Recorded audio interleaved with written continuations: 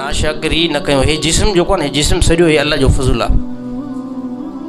हे असांजो साथ जेको आहे सही वर्किंग करे थो, असांजो अखियूं जेके जल्दी में वर्किंग कनि थियूं, असांजी ज़बान जेकी आहे तकड़ में ॻाल्हाए थी, असांजा कननि जे मथां जॾहिं अल्फाज़ को पए थो फौरी तौरु सम्झूं था। ॾिसो मां हिन टाइम अल्फाज़ ॻाल्हायां थो, का मां हदीस पढ़ां थो, इहा हदीस तव्हांजे कननि ताईं जीअं पहुचे थी ऑटोमेटिक तव्हां सम्झी था वञो। लफ़्ज़ जीअं निकिरे थो मुंहिंजी ज़बान मां, जीअं निकितो फौरी तौरु तव्हांजे कन ते पियो ऐं फौरी तौरु तव्हां सम्झणु शुरू कयो। हाणे इहो सम्झण जो मादो कंहिं ॾिनो आहे? हे अल्लाह ॾिनो आहे। अखियुनि खां ॾिसो न, अखियुनि खां ॾिसो त अखियुनि में ॾिसो न, जंहिं हे अखि जेकी आहे जंहिं जेको आहे शइ जे मथां नज़र पवंदी ऑटोमेटिक इहा जेकी आहे दिलि सां कनेक्ट आहे। ऑटोमेटिक तव्हांखे ॿुधाईंदी त इहो जेको आहे इहो हिकिड़ो हसीन मनाज़िर आहे। वरी जेकॾहिं बुरी कंहिं जॻह ते ॾिसंदो, हिकिड़ो ख़तरनाक कंहिं अज़ाब जॻह ते ॾिसंदो, फौरी तौरु तव्हांजी दिलि जेकी आहे तव्हांखे ॿुधाईंदी त इहो जेको आहे इन जे मथां अल्लाह जो अज़ाब आयल आहे। राति जो कहिड़े टाइम बि उथो तव्हांजी नज़र कमु कंदी आहे न कंदी आहे?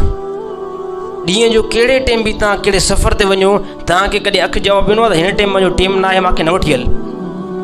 कॾहिं अखि ईअं चयो आहे मां हिन टाइम न खुलंदुमि, मुंहिंजो खुलण जो टाइम जेको आहे सुबुह सां 9 बजे थींदो आहे, ईअं कॾहिं अखि जवाबु ॾिनो? अखि कॾहिं जवाबु ॾिनो ई न। हर टाइम तव्हांजे अखियुनि जो जेको आहे पावर कॾहिं न ख़तमु थियो। ज़बान जे अंदरि अल्लाह ताला केतिरी सलाहियत भला ॾिनी आहे। ज़बान जे अंदरि अल्लाह ताला केतिरी सलाहियत ॾिनी आहे। ज़बान जेकॾहिं ॾिसो आहे हिकिड़ो नंढो 3 इंच 2 इंच जी ज़बान आहे, इन जे अंदरि महारत केतिरी आहे। इन जे अंदरि अल्लाह ताला महारत केतिरी रखी आहे जो इन ज़बान सां अगरि तव्हां शिका शइ खाओ था फौरी तौरु तव्हांखे पंहिंजी ज़बान ॿुधाईंदी इन जे अंदरि मिर्च घणा पियल आहिनि, इन जे अंदरि लूणु घणो पियल आहे, हे मिठी शइ आहे, हे फिकी शइ आहे।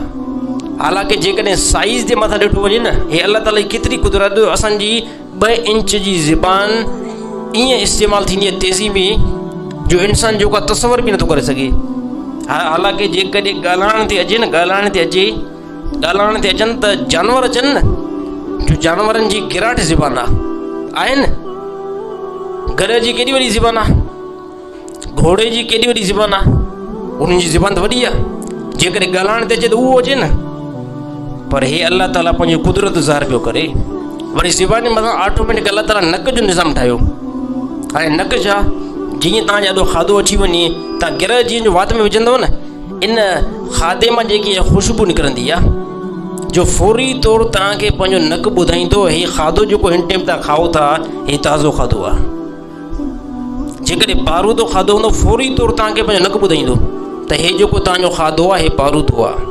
जेकॾहिं ख़राबु खाधो आहे, उनजे अंदरि बदबू आहे, तव्हांजे ज़बान ताईं खाधो पहुचंदो न, अॻ में तव्हांखे जेको आहे पंहिंजो जेको आहे नक जेको आहे कंट्रोल कंदो त इन खाधे खे हथु न लाइजांइ, इहो जेको आहे तुंहिंजे जिस्म में वञी करे नुक़सानु पहुचाईंदो।